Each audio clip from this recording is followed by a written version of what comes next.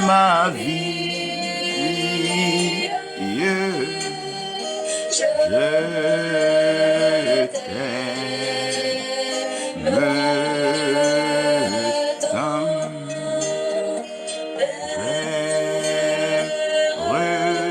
Je t'adore. Je te donne ma vie. Je t'aime.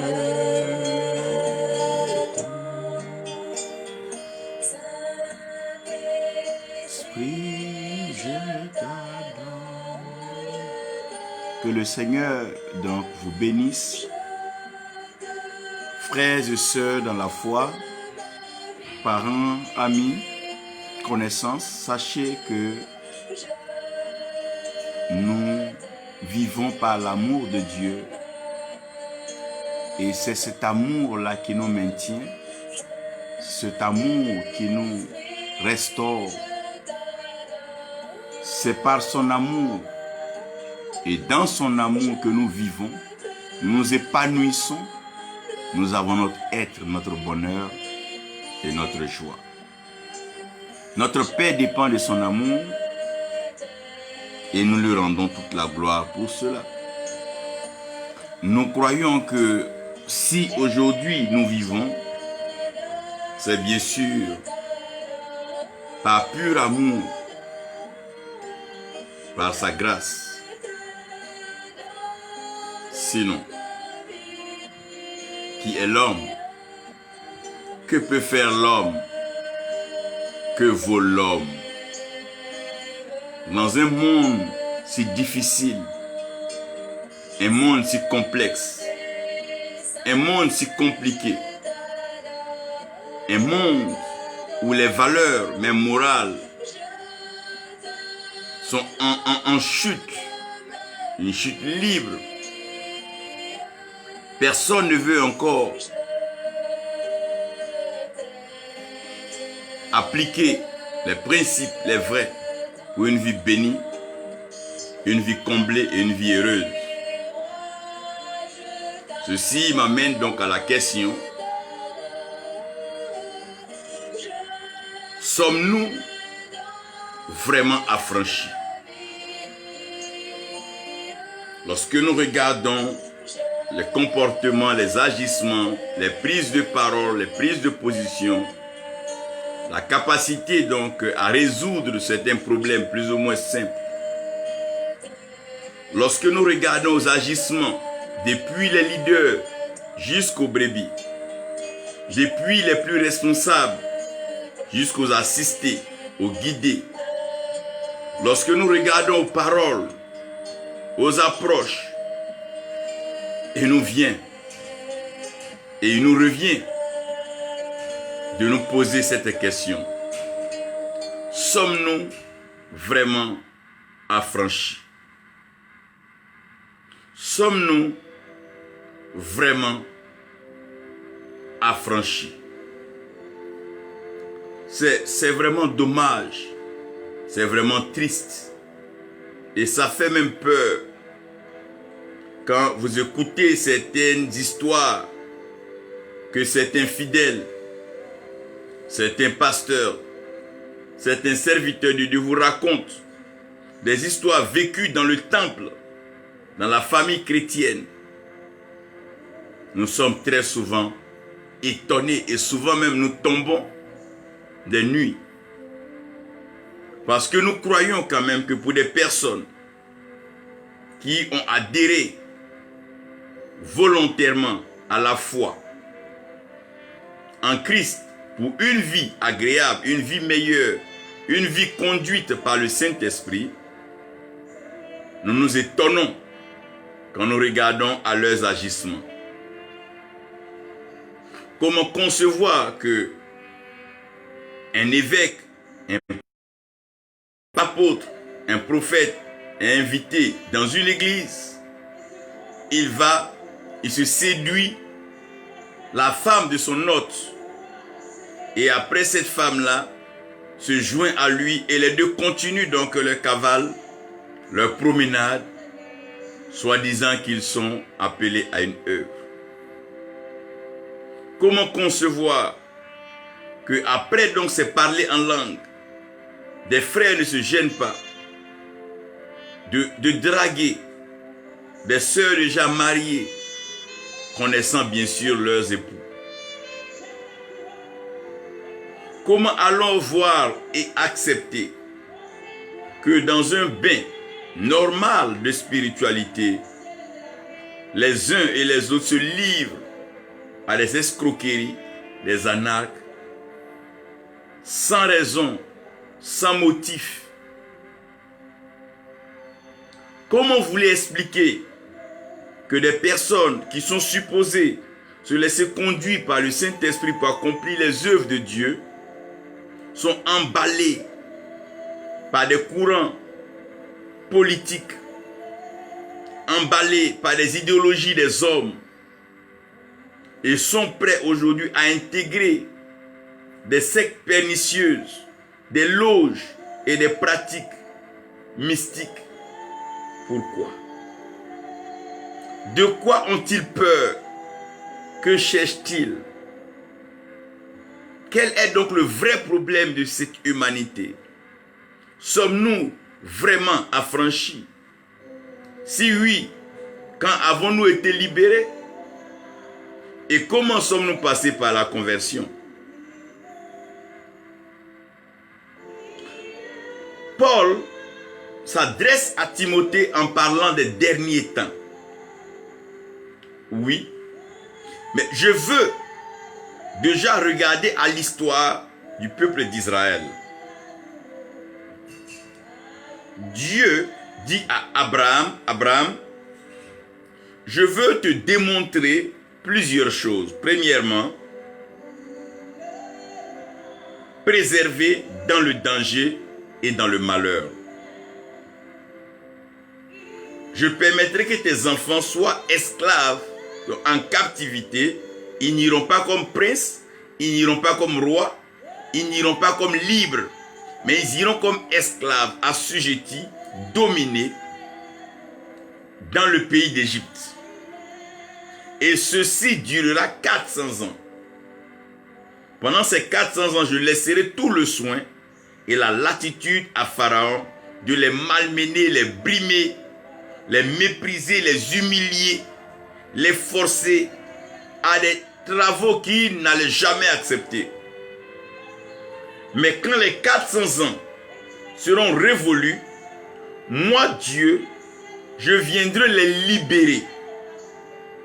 Et quand je vais les libérer, je vais les envoyer dans la terre que je te promets, parce que je promets cette terre à ta descendance. Dans cette terre-là, ils vivront libres, épanouis et bénis.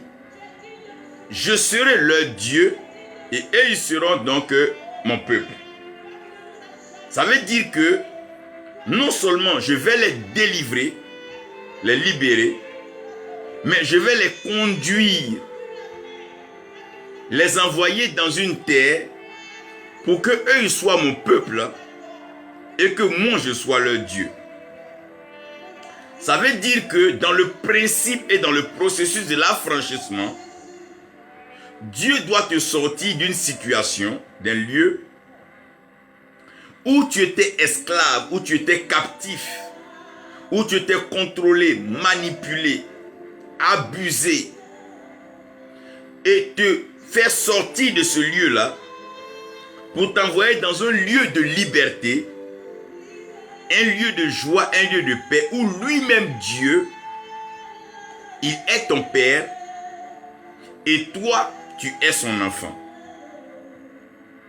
Dans cette parole de Dieu, nous comprenons ici trois choses. Quand Dieu dit que je suis leur Père, Dieu veut dire qu'il a la responsabilité de la provision. Donc en tant que Père, le Père est responsable de la provision des enfants. Tout ce dont les enfants peuvent manquer, ils ne peuvent demander qu'au Père. Donc si nous avons besoin de nous nourrir, nous ne pouvons que demander au Père. Si nous avons besoin de nous vêtir, nous ne pouvons que demander au Père. Si nous désirons un certain bien-être, un certain accomplissement moral dans la société, nous demandons à notre Père céleste. Si nous désirons un mariage, un foyer, une maison, des véhicules, nous désirons des voyages, scolariser nos enfants, nous devons demander cela à notre Père qui est Dieu. Donc Dieu nous a créés pour dépendre de lui. Parce que si nous vivons par la foi, ça veut dire que nous dépendons de Dieu. Parce que la foi vient de ce qu'on entend, et ce qu'on entend vient de la parole de Dieu. Donc la foi que nous avons, elle est liée à la parole de Dieu, donc à Dieu. Donc la parole de Dieu libère en nous un potentiel qu'on appelle la foi. Et cette foi nous permet d'avoir accès à nos besoins. En d'autres termes, Dieu transite, sinon Dieu passe par le moyen de la foi pour nous restaurer, pour nous approvisionner.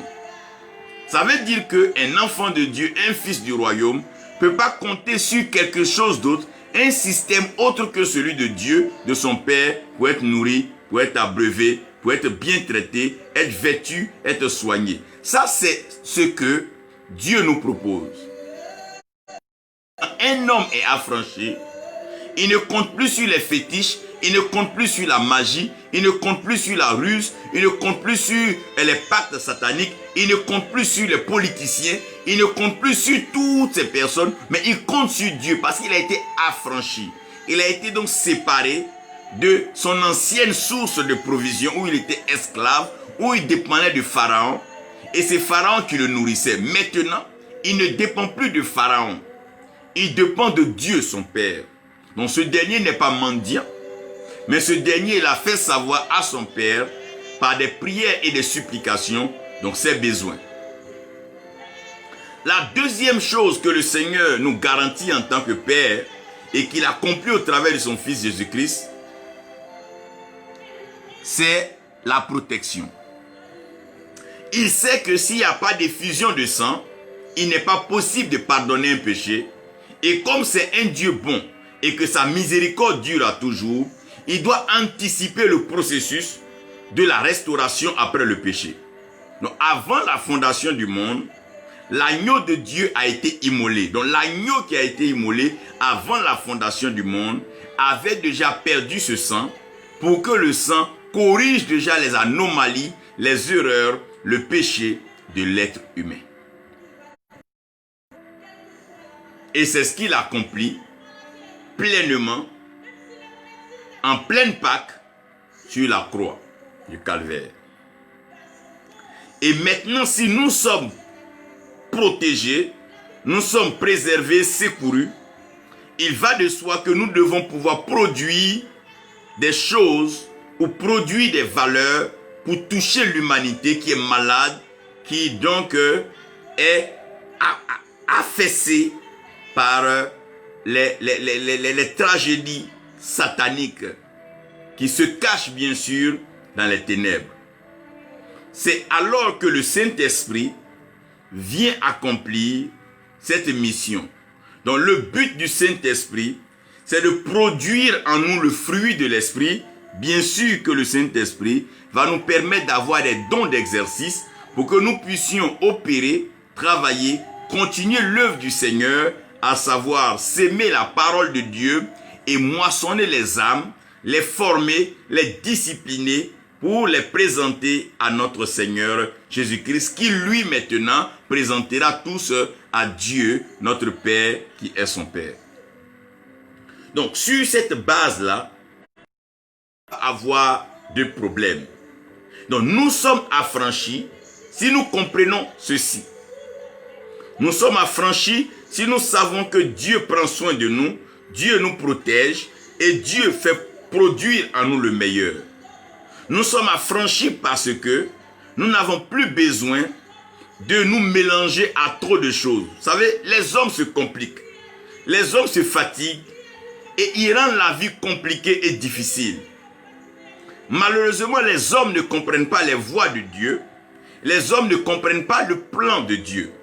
Donc à cause de cela, au lieu de jouir de notre liberté, pendant que nous sommes affranchis, nous allons nous-mêmes nous rendre esclaves de certaines choses et ces choses-là deviennent des problèmes pour la vie.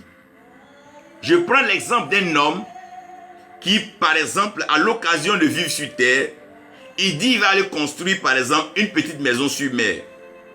Il aura besoin d'un yacht ou d'un bateau à tout le monde pour se déplacer. Le jour qu'il y a un problème donc de carburant, que le bateau ne peut pas se déplacer, il se serait créé des problèmes. Alors qu'il serait resté sur terre, ce problème ne serait pas venu. Donc, ce qui prouve que nous ne sommes pas affranchis, c'est parce que nous ne dépendons pas de Dieu et nous ne faisons pas confiance à Dieu. Nous ne faisons pas confiance à Dieu. Pourquoi? Premièrement, le pouvoir. Si nous sommes d'accord que le pouvoir appartient à Dieu et que Dieu donne le pouvoir à qui il veut, pourquoi alors nous entretuer pour le pouvoir? Pourquoi nous discréditer pour le pouvoir? Pourquoi nous entre-détruire pour le pouvoir? Pourquoi raconter des choses fausses contre notre prochain à cause du pouvoir? Pourquoi faire couler du sang, aussi bien humain comme celui des animaux, pour un pouvoir? Pourquoi engager toutes ces guerres, ces crises, ces combats, ces confrontations pour le pouvoir? Ça veut dire que nous ne sommes pas affranchis du pouvoir. Ce pourquoi tu es prêt à tuer, ce pourquoi tu es prêt à te battre, c'est que tu n'es pas affranchi. Affranchi veut dire que cette chose-là n'a pas un effet particulier sur toi, mais c'est toi plutôt qui peux avoir un effet sur cette chose. Mais regardez comment le pouvoir détruit des vies, comment le pouvoir déchire des nations, comment le pouvoir décime des familles, comment le pouvoir détruit des foyers, comment le pouvoir détruit des couples, des associations, des organisations. Pour la course au pouvoir, les hommes perdent le bon sens, les hommes perdent la morale, les hommes perdent la vérité pour la course au pouvoir. Aujourd'hui, pour des pouvoirs mystiques, des pouvoirs maléfiques, des hommes abandonnent la chair de l'Éternel pour aller côtoyer, fréquenter des temples sataniques, des temples diaboliques, à longueur de nuit, dans des pays, dans des lieux reculés. Et ils reviennent avec de ces anneaux, de ces bagues, de ces accoutrements, de ces tenues, tout simplement à cause du pouvoir. Sommes-nous vraiment affranchis? Sommes-nous vraiment affranchis? La Bible dit que celui que le Fils a franchi, celui que Christ a franchi, il est libre pour de bon. Il est libre. Mais pourquoi tous ces pouvoirs mystiques, maléfiques, diaboliques, sataniques, démoniaques, pourquoi? Que vas-tu faire avec ce pouvoir? Que vas-tu faire avec ce pouvoir? Et que Dieu ne peut pas le faire pour toi et en toi. As-tu encore besoin de ce pouvoir supplémentaire qui ne t'apportera rien qu'angoisse, tristesse et malédiction? Chagrin pour chagrin, car c'est la bénédiction de l'Éternel qui enrichit. Et c'est cette bénédiction qui ne se fait suivre d'aucun chagrin. Mais regardez le pouvoir, où le pouvoir nous a amenés, où le pouvoir a amené des leaders, où le pouvoir a amené des hommes qui lisaient la parole de Dieu. Sommes-nous vraiment affranchis? Qui vous a dit que si nous n'avons pas le pouvoir, Dieu n'est pas capable de nous délivrer. Le peuple d'Israël en Égypte n'avait même pas un seul couteau. N'avait même pas un caillou pour lancer. Dieu a délivré son peuple. Ce peuple n'avait aucun pouvoir en Égypte. Mais Dieu a délivré son peuple. Pourquoi cherches-tu ces pouvoirs, ces ceintures, ces bagues? Veux-tu te protéger de quoi? As-tu peur de quoi? La mort? Mais tu ne la vois pas, l'esprit de mort, on ne voit pas. Pourquoi as-tu besoin de ce pouvoir? Te protéger de quoi? Du ciel? Le ciel ne tombera pas sur la tête. Te protéger de quoi? La terre? Mais la terre a été faite pour te bénir. Pourquoi ce pouvoir? Jusqu'à ce que des serviteurs de Dieu aient des armes, des pistolets, des fusils sur eux. Des gardes de corps. Tu te protèges de quoi?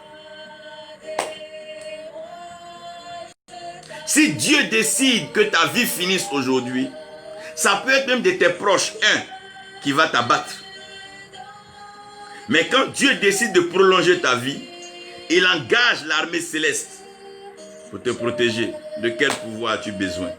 Pour que tu passes vendre ton âme, de quel pouvoir as-tu besoin? Pour que tu passes vendre ta vie, de quel pouvoir cherches-tu? Sommes-nous vraiment affranchis? Sommes-nous vraiment affranchis dans le temple de Dieu? Quel pouvoir cherches-tu? Faire tomber des gens, dire des choses sur la vie des gens. Est-ce que tu as besoin de cela? Sommes-nous vraiment affranchis? Regardez Jean. Il a été avec le Seigneur, il a mis sa tête sur l'épaule du Seigneur, la poitrine du Seigneur, excusez-moi. On ne parle pas de record de miracle de Jean. Mais ça n'a pas empêché Jésus-Christ de le trouver sur l'île de Patmos et lui donner la révélation, la pensée de Dieu. Et à cause du pouvoir, on apprend que même des serviteurs de Satan empoisonnent. Celui-ci veut prouver à l'église de l'autre qu'il est plus loin, il est plus puissant, il a le pouvoir. C'est parce que nous ne sommes pas affranchis. Sommes-nous vraiment affranchis?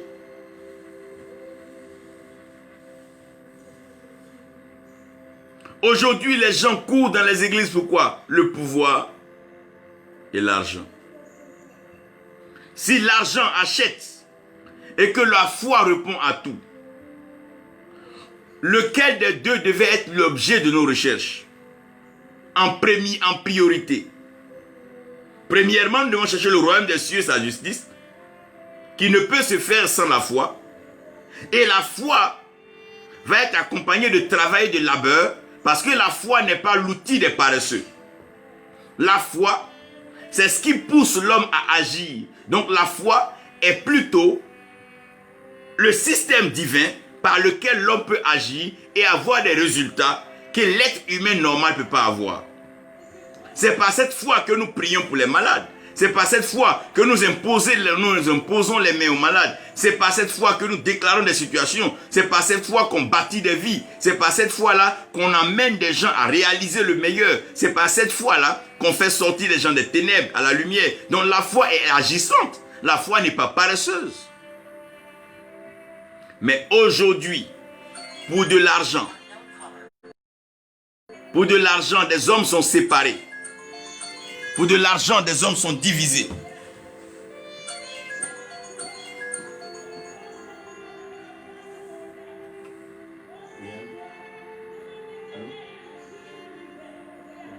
Je vous rappelle tout à l'heure.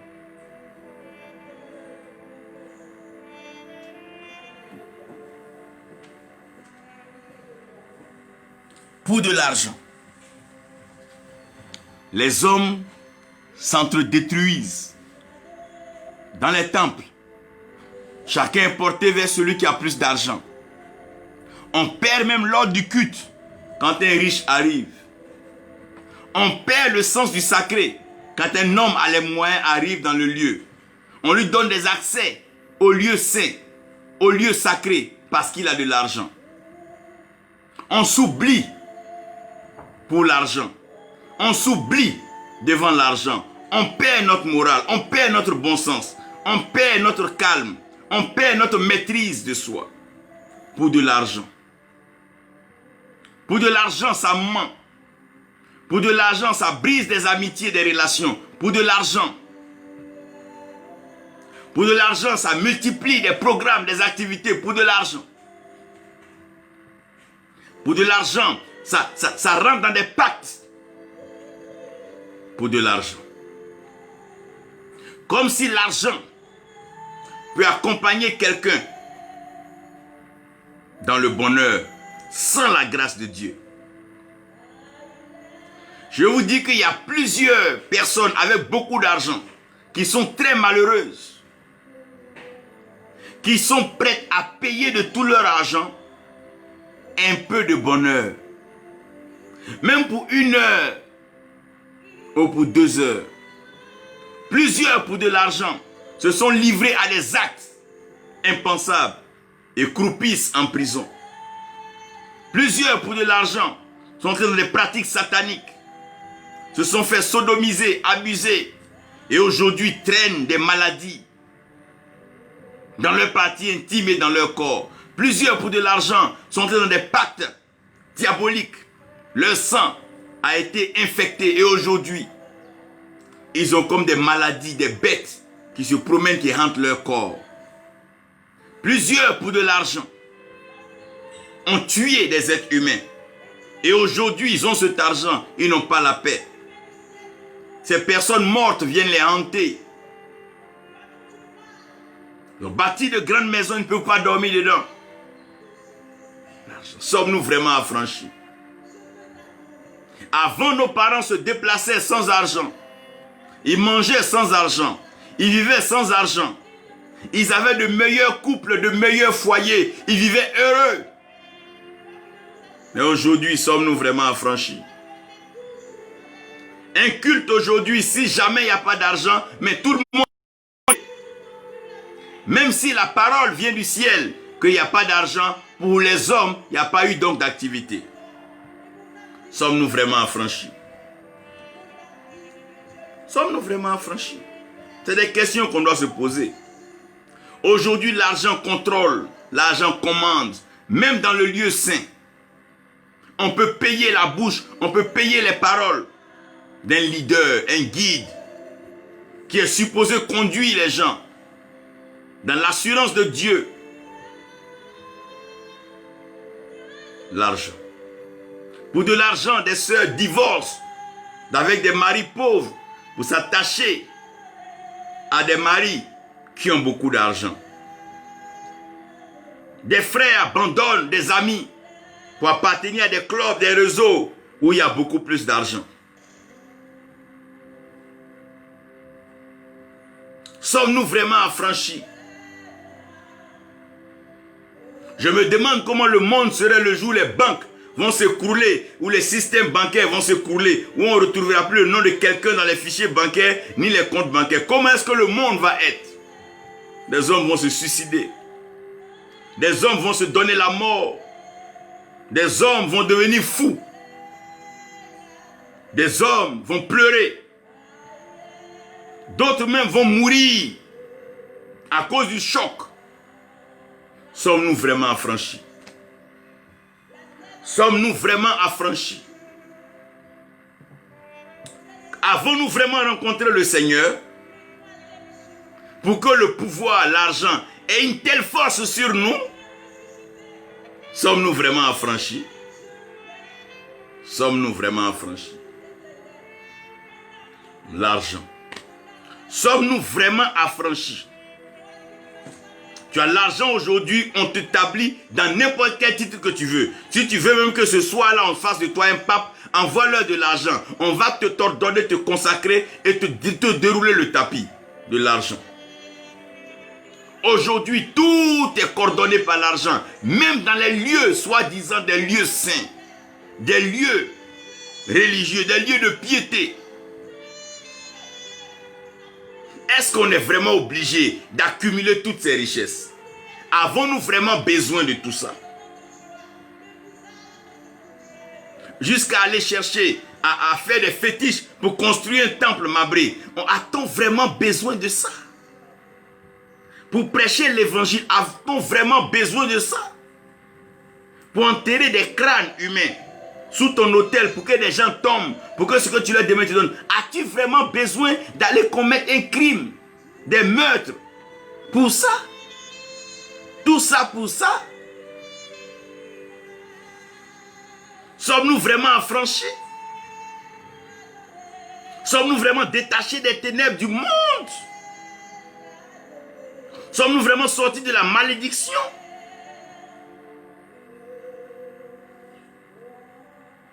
Qu'est-ce qui n'a pas marché?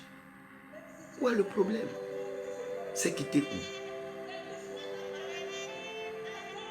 L'argent. Et aujourd'hui, ce qui est en train de détruire, c'est la célébrité. Notre Dieu qui est si humble, ayant tout créé, lui-même Dieu s'est rendu invisible, afin de se révéler au travers de nous. Nous qui sommes poussière, nous avons pris maintenant la place de Dieu.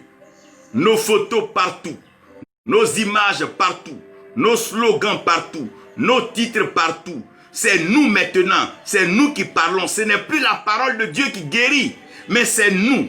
Ce n'est plus la parole de Dieu qui bénit, mais c'est nous. Ce n'est plus la parole de Dieu qui élève, mais c'est nous. Ce n'est plus la parole de Dieu qui déclare le bonheur, mais c'est nous. Qu'est-ce que cette célébrité que nous cherchons? Célèbre pourquoi? Célèbre jusqu'à quand? Célèbre pourquoi? Quand nous sommes mortels et que tout ce que nous faisons dépend d'un souffle de vie que nous n'avons jamais payé et nous ne savons même pas où on va. C'est-à-dire que si ce souffle-là est interrompu tout de suite, terminé. Pour être célèbre, des soi-disant chantes vont même pactiser avec le diable pour que leur voix envoûte lors de leur prestation.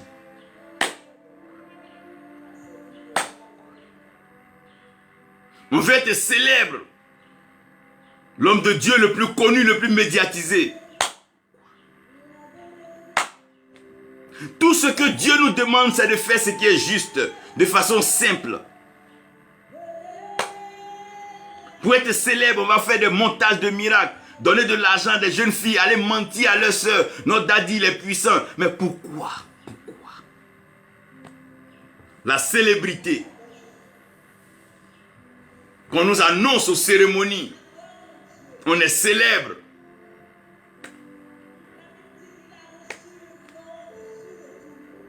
Tu ne peux pas être plus célèbre que le diable.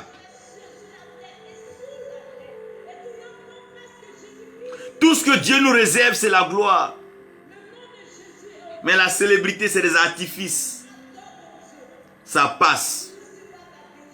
Pour qu'aujourd'hui, des gens simples acceptent de se faire élever à des rangs pour être célèbres, pour approcher des autorités, approcher la caisse à argent, célèbres, pour faire ce qu'on veut. Sommes-nous vraiment affranchis? Quand on t'appelle frère, tu es choqué, tu es énervé, tu es prêt à maudire, parce qu'on ne t'a pas appelé archevêque, on ne t'a pas appelé évêque, on ne t'a pas appelé pape. Qu'est-ce que tu cherches? Qu'est-ce que tu cherches?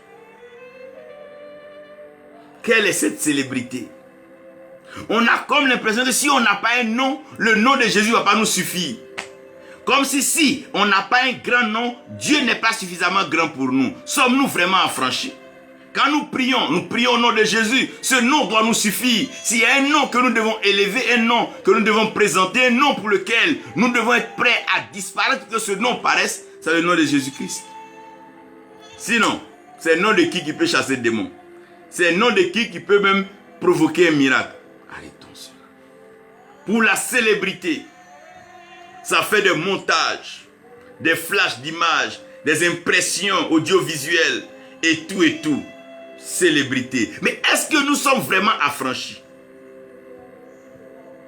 Dieu qui est si humble, il crée Adam et Ève, il les envoie dans un jardin. Il les envoie pas vers les hommes, il les envoie dans un jardin, un lieu pour leur apprendre des choses simples. Regardez comment les arbres se comportent. Simples, fidèles à leur place, et produisent le fruit qu'ils sont supposés produire.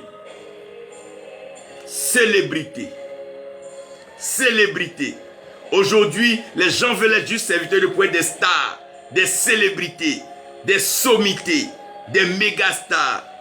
Et ils s'affrontent sur les réseaux sociaux pour être médiatisés, pour être vus. Pendant ce temps, les âmes meurent. Le royaume avance. Et malheureusement, tout se bloque derrière, croyant que l'argent va les mettre dans la position, croyant que leur pouvoir, Dieu n'a pas besoin du pouvoir des hommes, ni de l'argent des hommes, ni de la célébrité des hommes. Il prend les hommes de la poussière. Dieu ne prend pas des gens déjà connus, des gens célèbres. Marie n'était pas connue, elle n'était pas célèbre. Qui connaissait Lazare?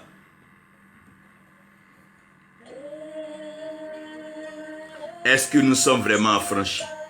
Si nous sommes vraiment affranchis, nous allons mettre de côté ces attributs inutiles, cette recherche de célébrité et nous consacrer à présenter notre vie à Dieu pour le processus de la transformation.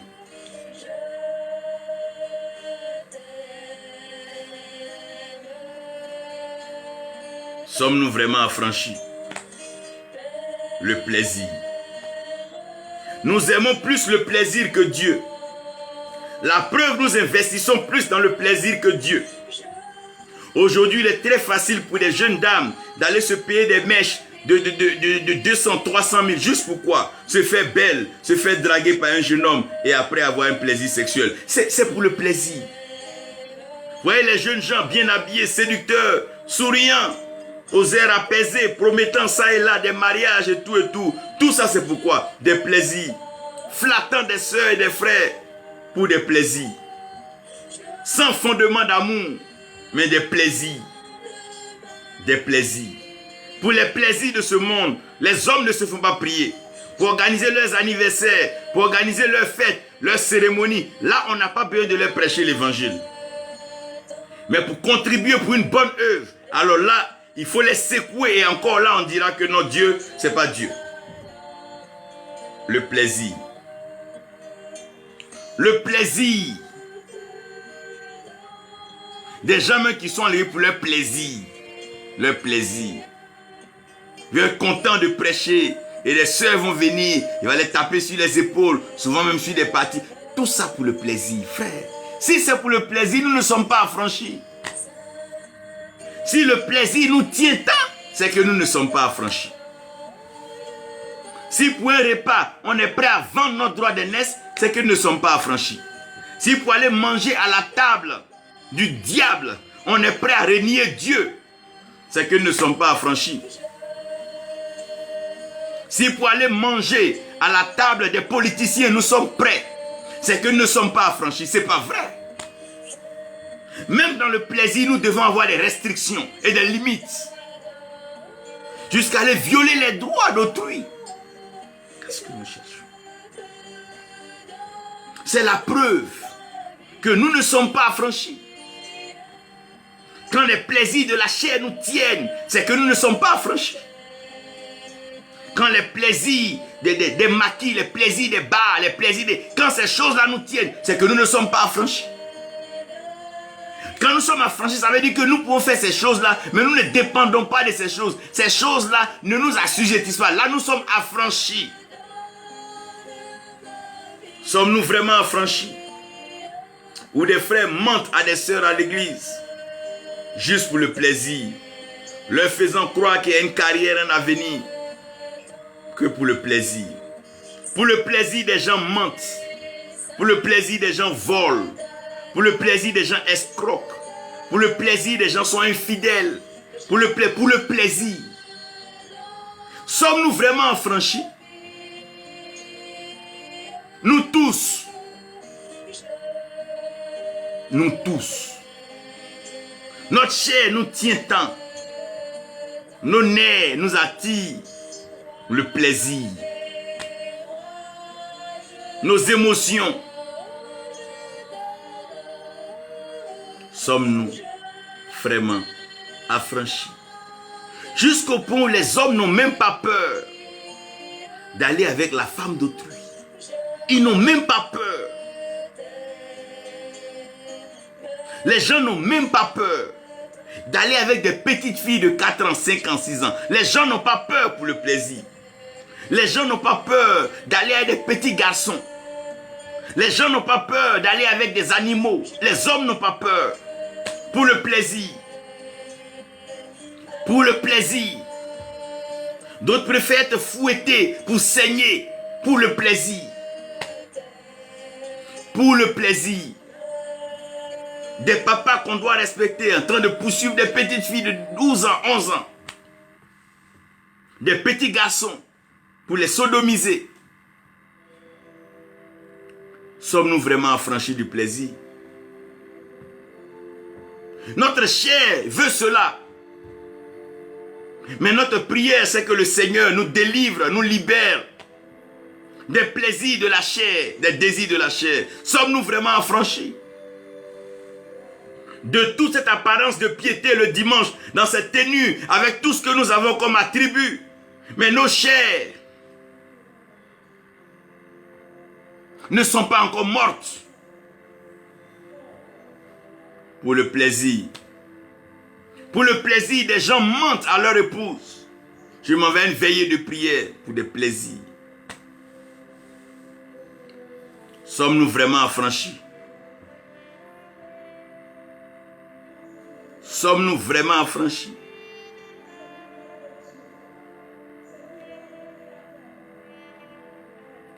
Au fait, je veux que vous compreniez une chose.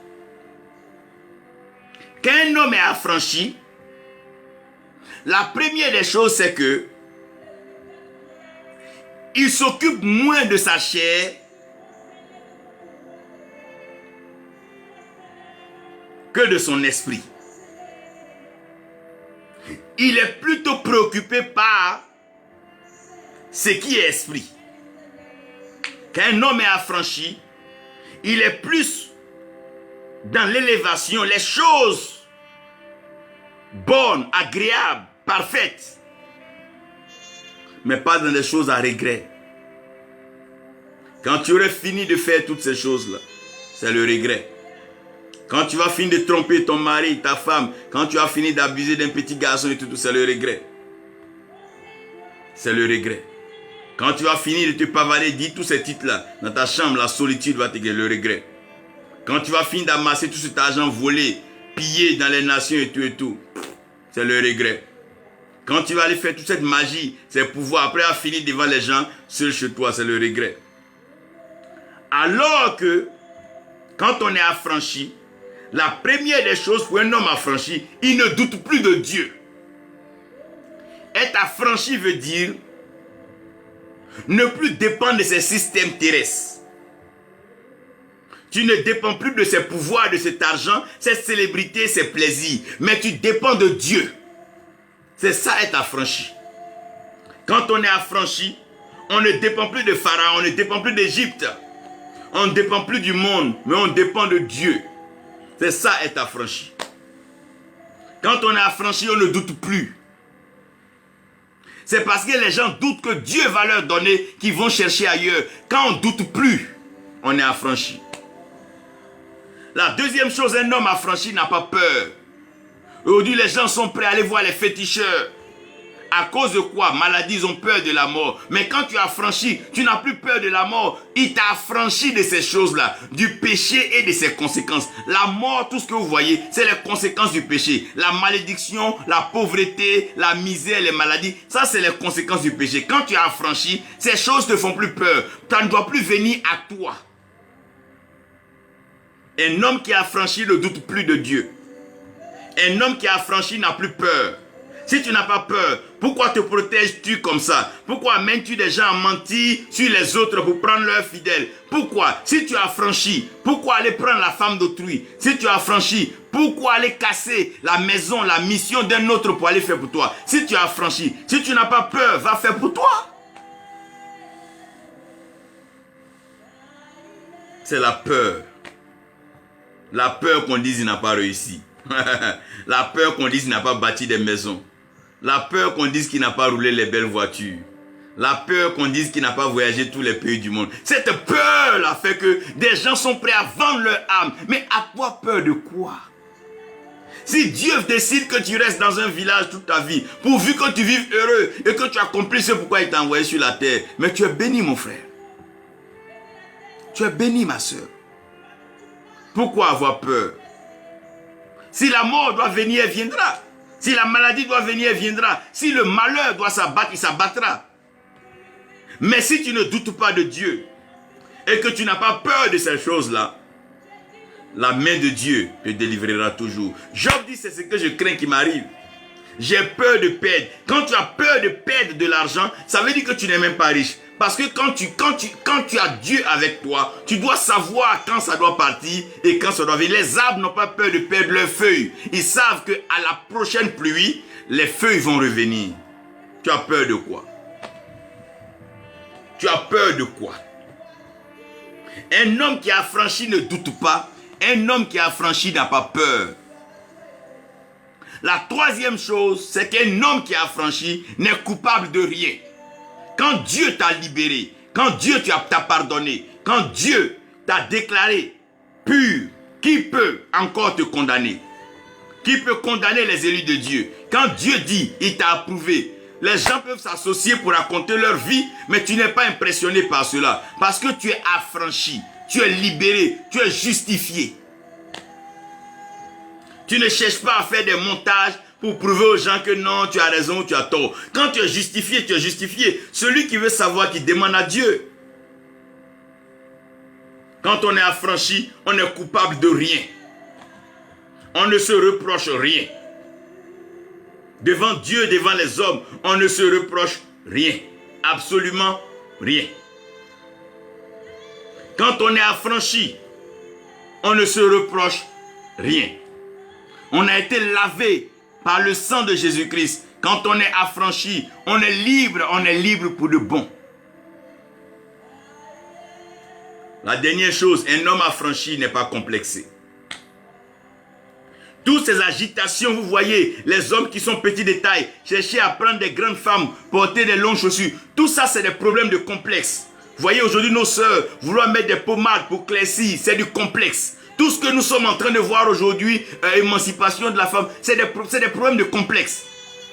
Si nos mamans acceptaient que certaines choses soient faites, qu'elles ne sont pas mortes, pourquoi aujourd'hui? C'est des problèmes de complexe. On pense que si on n'est pas comme ça, on ne va pas nous dire qu'on est comme si. C'est des problèmes de complexe. C'est la preuve qu'on n'est pas affranchi. Quand tu es affranchi, tu n'es pas complexé. Mais tu es fier de ce que Dieu a fait de toi. Parce que Dieu a fait de toi le meilleur qu'il voulait être. Parce que tu es son image et tu es sa ressemblance. Sommes-nous vraiment affranchis? Si oui, pourquoi douter de Dieu? Pourquoi avoir peur du malin? Pourquoi avoir peur du lendemain? Pourquoi avoir peur? Si nous sommes affranchis, pourquoi nous justifions-nous tant si tel est que le Christ nous a justifié? Et pourquoi est-il complexé? Parce que je n'ai pas ceci, non, cela ne m'accepte pas. Non, les gens n'ont pas besoin de t'accepter. Ils ne sont pas obligés de marcher avec toi. Toi, continue ton chemin. C'est ta vie, tu la vis comme Dieu demande. La vie, les pas du juste sont ordonnés par Dieu lui-même. Ceux qui sont conduits par l'Esprit sont fils de Dieu. Tout le monde ne peut pas t'accepter. Tout le monde ne peut pas être ami avec toi. Tout le monde ne peut pas approuver ce que tu dis. Tout le monde n'a pas besoin de t'acclamer. Quand tu montres quelque chose, on doit venir te soutenir. Non, tu es le daddy. Non, tu dis ta vérité. Celui qui veut, il écoute. Celui qui ne veut pas, il la laisse. Toi, tu finis de dire ce que tu as dit. Tu continues ta vie. Il n'y a pas de complexe en cela. Pourquoi? Sommes-nous vraiment affranchis? Sommes-nous vraiment affranchis? Et ma prière, Seigneur, aide-nous dans ce corps d'homme. Aide-nous dans cette chair, Seigneur. Aide-nous. Soutiens-nous, Seigneur, dans nos faiblesses. Aide-nous à mortifier notre chair. Aide-nous à crucifier la chair. Aide-nous à crucifier cette chair, Seigneur. Parce qu'à la fin, c'est toi qui es important pour nous. Ce que nous désirons, c'est toi. Et où nous voulons rester, c'est avec toi. Nous voulons vivre notre éternité avec toi et en toi. Car Christ en nous, l'espérance de la gloire. Oui, Seigneur, tu as dépêché ta main depuis le ciel et tu as béni nos vies sur la terre. Tu nous as affranchis, tu nous as libérés. Nous qui étions esclaves de nos passions, esclaves de nos plaisirs, esclaves de la célébrité, esclaves de l'argent, esclaves du pouvoir de ce monde. Tu nous as affranchis, Seigneur. Tu nous as affranchis. Tu nous as séparés de ce système. Tu nous as coupés de ce monde, Seigneur, afin de nous présenter comme des sacrificateurs, nous présenter comme des rois, nous présenter comme étant des prophètes devant toi. Seigneur, aide-nous. Soutiens-nous. Guide-nous, conduis-nous, aide-nous, fais-nous du bien comme tu le fais toujours. Seigneur, pardon. Nous voulons vivre cette liberté, parce que là où il y a l'esprit, il y a la liberté. Merci Père, d'affranchir tous ceux qui seront au son de ma voix. Tous ceux qui auront écouté ce message, Seigneur, donne-nous de nous remettre en cause, afin que nous puissions nous repentir, confesser nos péchés, nous repentir, venir au pied de la croix et recevoir ton pardon, recevoir ta grâce qui nous permet de pouvoir avancer et prospérer dans ce monde difficile. Nous sommes dans les derniers temps les plus difficiles, où un monde est en train d'être détruit et un autre monde est en train d'être bâti. Seigneur, nous ne voulons pas être de ceux qui sont détruits. Nous voulons être de ceux qui sont en train d'être bâtis.